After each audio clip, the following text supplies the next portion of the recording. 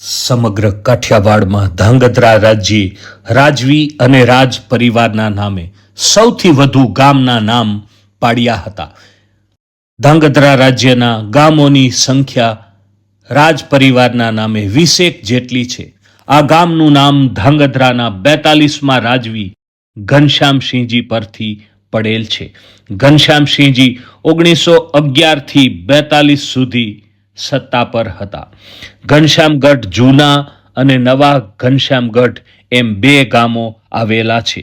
ઘનશ્યામસિંહજીએ રાજ્યમાં પ્રાથમિક શિક્ષણ મફત હતું તેમાં વધારો કરી માધ્યમિક શિક્ષણ મફત કર્યું હતું.